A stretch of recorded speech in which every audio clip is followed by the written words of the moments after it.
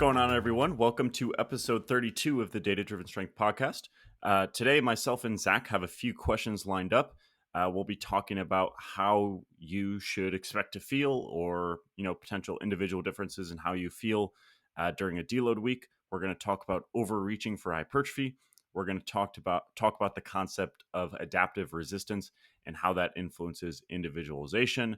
We'll also talk about how to tell whether a lack of progress is due to insufficient recovery or whether it's just a bad training program for that individual. So this will be kind of a divergence from the recent way we've been doing episodes. We're just going to be doing some questions today. We've had a few episodes where we mean to get to questions, but then run out of time. So we're going to kind of clear the decks here and answer some of these questions, which are all really, really good questions. Before I kick the first question over to Zach, if you want to support what we do here at Data Driven Strength, check out the description of the podcast, whether you're on YouTube or a podcast player. Check out some of the stuff we offer. And we also appreciate any ratings and reviews, whether that's on iTunes or on your podcast player of choice. So with that out of the way, Zach, our first question is from Sierra Whiskey 85. He or she says, how should you feel at the end of a deload week versus the start? Yeah, this is a good question. I think I get this question a little over half of the clients that I have probably at some point of like, hey, it's a deload and I'm still feeling pretty beat up. What's the deal with that? And it's a common I think kind of observation of like the time course of how you're feeling with this kind of thing. On the front end, I think the answer to this question is definitely dependent on a few factors, though. I think it definitely depends on like the aggressiveness of training coming into a deload, the timing of said deload, and then ultimately how you are actually programming a deload. I think all of those factors are kind of important and contextual to the answer here. But in general, if I'm speaking in generalities, I would say that depending on, again, the timing of when you do things, which most people are going to deload when they kind of feel like they need one. I would say that my typical observation, at least, is that you don't really start to feel the effects of the deload until kind of the following week, as opposed to, this is session one of deload. Therefore, I start feeling fresher immediately after that first session. I don't know why that is, but that seems to be a pretty consistent observation in my experience that, for a moderate deload, pulling back on volume a little bit, maybe load and proximity to failure a bit as well. The effects are a little bit delayed. So throughout that deload week, you can somewhat expect, in my experience, to still feel a little bit fatigued, beat up potentially. And then once you get into that, the intro week or the first week of the next block, whatever style you kind of utilize, that's generally when I experience the kind of the fatigue reduction effects of that deload. But again, that's going to be dependent on how you do things. If you're considering a deload a few days off, that might change the kind of the time course of those things. But if you're kind of taking a standard approach, that is my general experience there. But Josh, I know you got some thoughts on this, so I'll kick it to you. No, I think you covered the main things I wanted to touch on. Like, I think we find ourselves reassuring lifters that, hey, it's actually the most common time to experience aches and pains are in that deload week. I think that's just due to, finishing a block in general. People are, going to push a little bit harder that last week of the block. Also, there's a bit of a psychological come down as well. You can kind of, adjust your perception of discomfort by having high arousal for those sessions at the end of a block. Okay, now we're in this deload week and, we're starting to experience those aches and pains or fatigue or whatever. And some people by the end of the deload week might be feeling really, really good. Other people aren't going to feel good for 10 days from the end of the last week of the block. Obviously, like Zach said, that's going to depend on how the deload is structured. But yeah, it's like Zach said, it doesn't make any sense to expect to feel good by day one of the deload week because it's the deload week. It takes time for those feelings to dissipate. My last point here is that I think this is why psychological periodization is vital. Like, it's good to kind of have that come down in the deload week and potentially have those quote unquote negative effects, because I think we do need those exposures to those hard weeks at the end of blocks, but we also need to recover from them, right? And we can kind of manipulate our psychological approach again at the end of a block and in a deload week. And yeah, you might kind of experience the quote unquote consequences of that in a deload week, but I think that's okay. Um, and then Zach, unless you have anything to add, I think that leads us nicely into the next question. Yeah, no, go for it. Cool. So this question is from one of Zach's clients, actually. Is it pronounced Linus? Cool. So he asks, what are your thoughts on overreaching for hypertrophy? Is it something we should intentionally leverage? Yeah, I mean, I think the short term answer here is that I don't think we have sufficient evidence to like really rule on this particularly hard. I think there's only one study to my knowledge that really is going to give us a ton of insight to this question. It's a study by Bjornson and colleagues that the few kind of nuggets of this that I think are important to keep in mind is one, it was untrained individuals. They were doing kind of a pretty non typical training program. So it was like 2 blocks of very high frequency blood flow restriction training. So they were like doing like 5 sessions per week, if I recall correctly, or 5 sessions in a row, and these kind of 2 blocks of training over the span of a couple of days. Um, and ultimately, the application of those findings, I think, is limited to what we are kind of trying to extrapolate this to. So obviously, the claim there would be, at least kind of the inferred claim, is that overreaching for hypertrophy would be superior to an approach in which we don't intentionally leverage that, which I don't think the evidence that we have would give us that comparison. To my knowledge, there's not an approach that tries to intentionally leverage overreaching compared to a more standard approach that just kind of uses progressive overload and potentially deloads. I think I would want to see that. And then I also want to see that in a more kind of ecologically valid training program. Again, not to say that the program utilized to investigate this isn't useful. Obviously, it's extremely useful to know that this can occur to some degree. But yeah, just to apply this into actual training, I think we're a few steps away from that. And then finally, I think it's important to keep in mind, if I recall correctly, the trends in kind of the supercompensation of hypertrophy were different on the fiber and whole muscle level. I don't know, and I don't think there's a clear answer to know which of those is more important. I think a lot of people would kind of tend to think that the biopsy answer is more high quality and such. I don't know if that's super clear cut because of some of the logistics that go into muscle biopsy measurements. Like, you're only getting a certain section of the quadriceps along the length of a muscle that is probably not the same every single time you take the measurement. Like, there's just a bunch of logistics and assumptions that kind of go into making that measurement, whereas the whole muscle, at least in theory, is kind of the more global comparison of what we actually care about to some degree, but that has limitations as well. But all of this is just to say that I think, while super interesting and something we'll definitely keep our eyes on, I don't know if I have a strong opinion from evidence. Now, talking purely anecdotally for a moment, I don't know. It's very similar to overreaching for strength for me. Like, I just, to me, the risk reward doesn't make a ton of sense.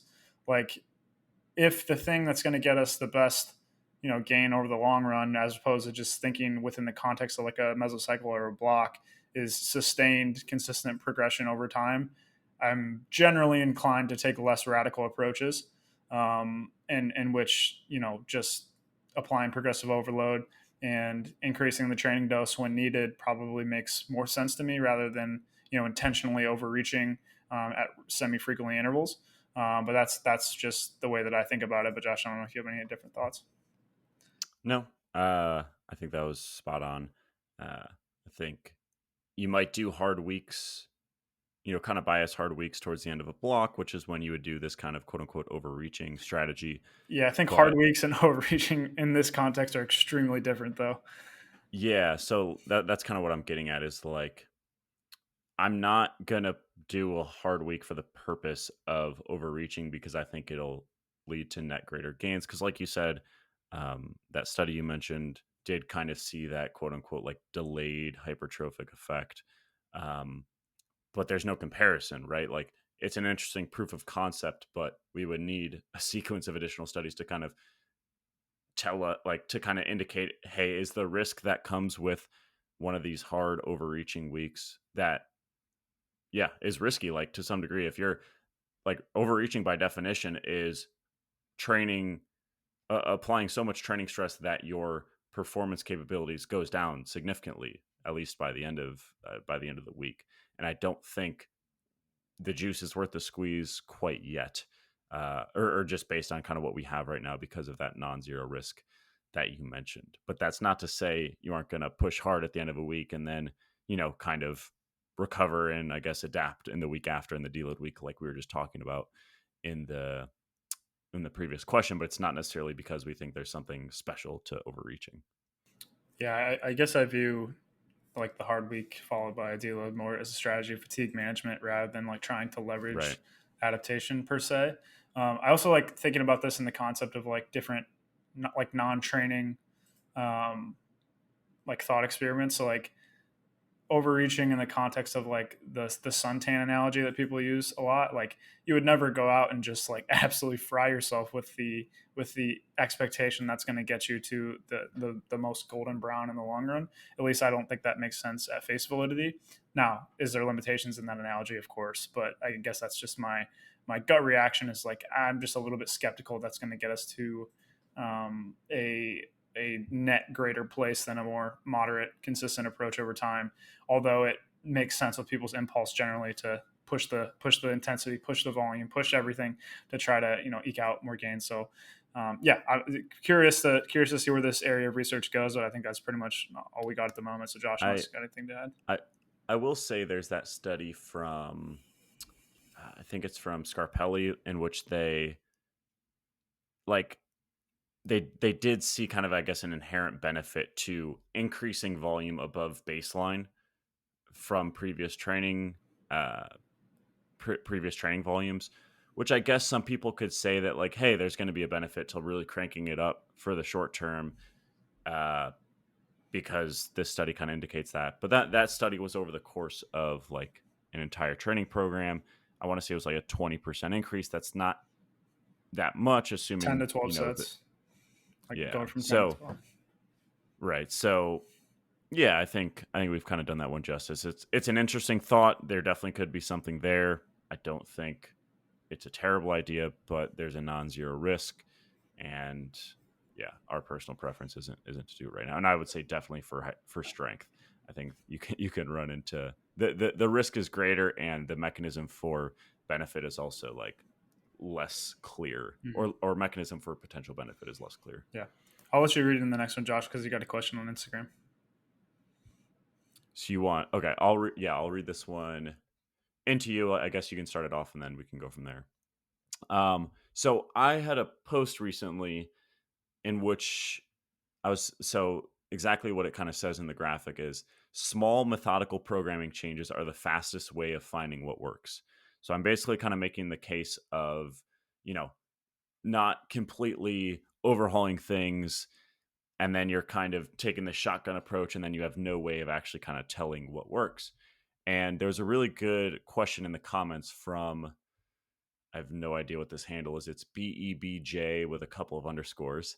And this individual said, how does one mitigate the fact that progress derived from a particular configuration of training variables has limited validity, especially due to the diminishing returns or the slowing rate of progress seen across a training career?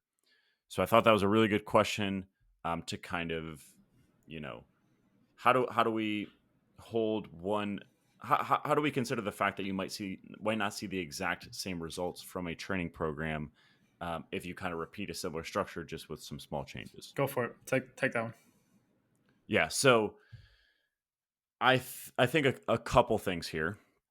The first is I think that periodization covers you to some degree. So in other words, it's not like you're taking a 4-week training block that is like extremely static in its approach and then repeating that over and over. And thus, yeah, things might get a little bit stale.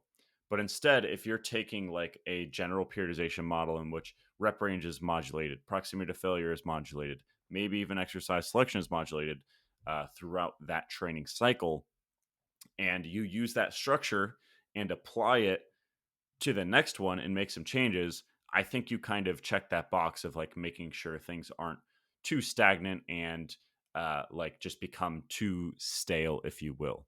So that's the first thing.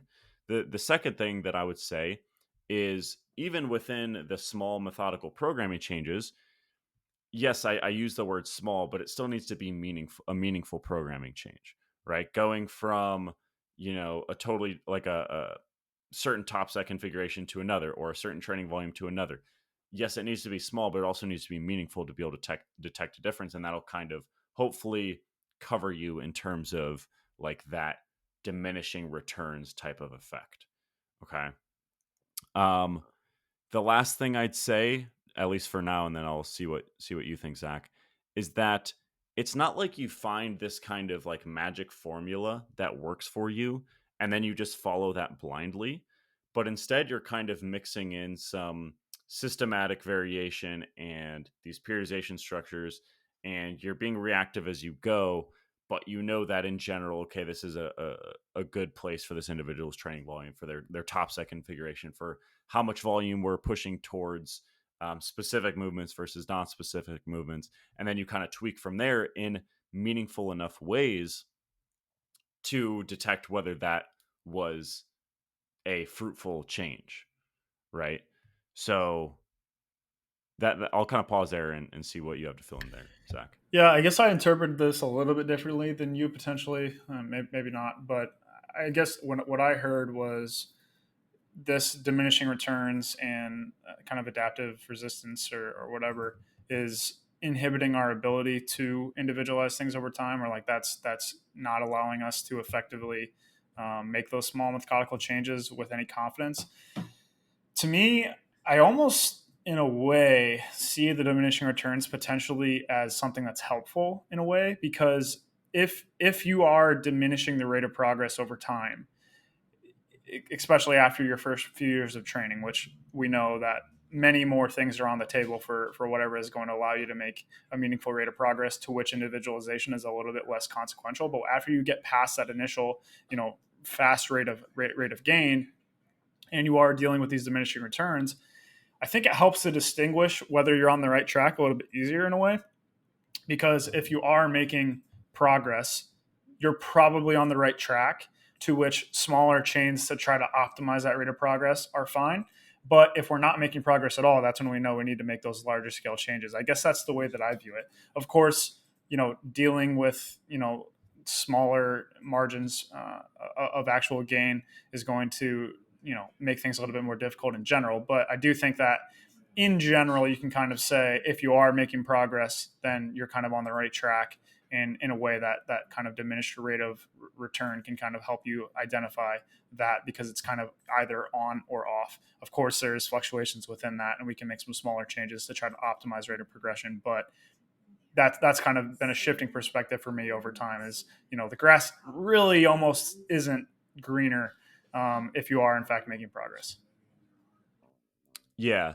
Uh, Looking back at this question, I think I was kind of focused on the first part and you were focused on the second part.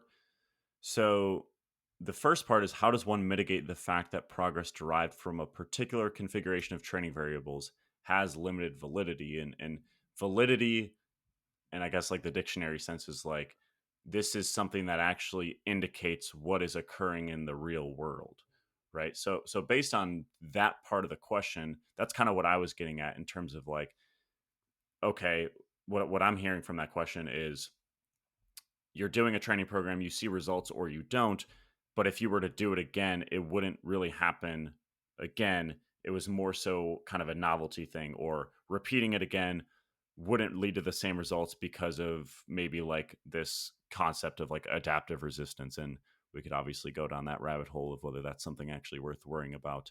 Um, and again, that's kind of where I was coming from. And then what you're saying is that yes, slowing rate of progress is going to occur, but that doesn't mean you can't still detect whether progress is occurring. And like you said, beyond your first couple years of training, any detectable progress or convincing progress is good progress. You know what I mean? And you want to run with that. Because the alternative is to take a shotgun approach and to, hope you can find a streak here or there. And then, oh, shoot, I haven't found a streak in multiple years. And now it's like, it's a net negative in the long term.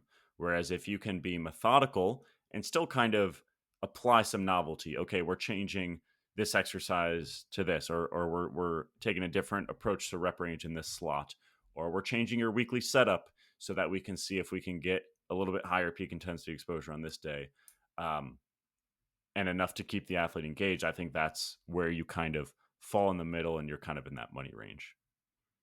Yep, cool. I'll roll into the last one Cool. here, and Awesome. we'll go from there.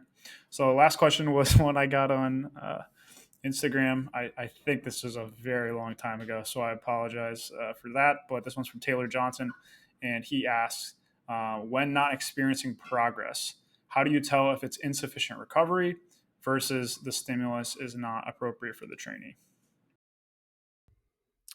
Yeah, so I think the first thing to say is you're never going to know for sure in the moment.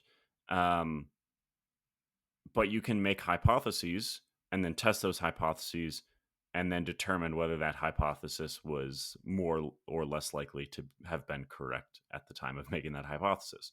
Right. So if someone is experiencing progress, um, is it a fact that it's just too much work for the individual and they're not recovering, or maybe it's just that the training program and the configuration isn't good?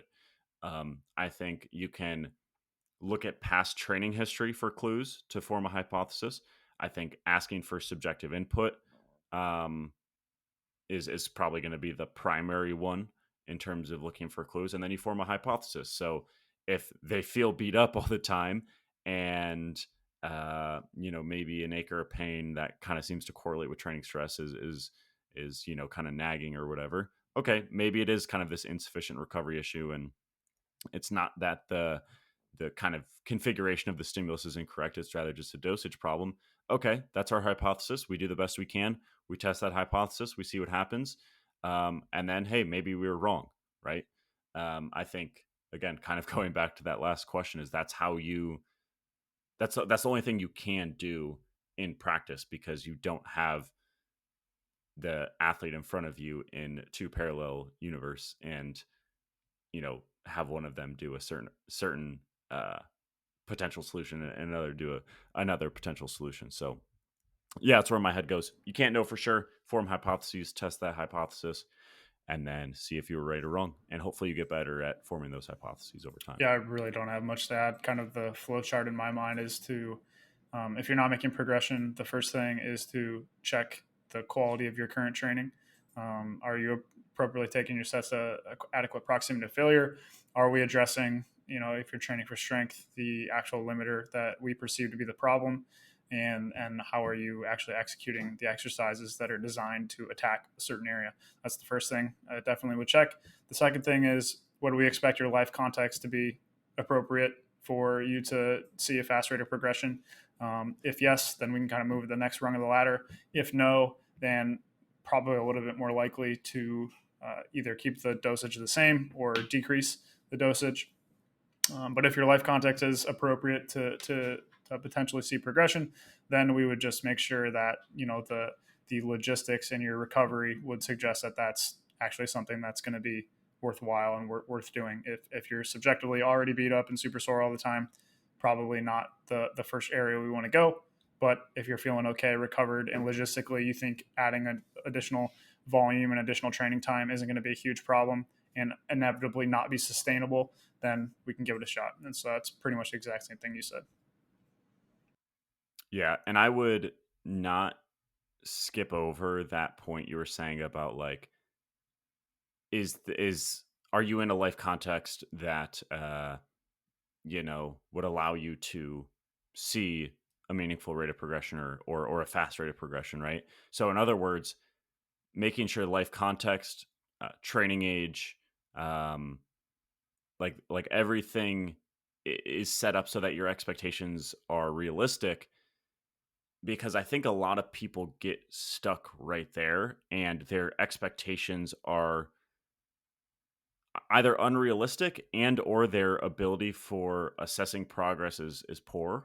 And I think that leads a lot of people to assume that 3 weeks into this program it's not working, or like, and then you kind of go back to that shotgun approach like we were just talking about.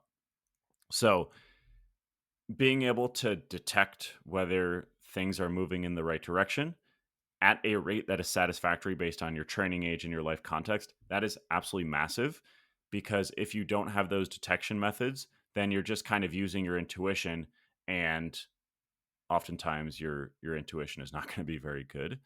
So that's why I think having like an objective outsider can be really, really helpful. I feel like that's my job half the time, is like, okay, looking at week 9 from cycle A compared to week 9 in cycle C. Okay, so a few months later, let's see kind of where we're at in a similar context in terms of fatigue and your performance here. Maybe look at barbell velocity.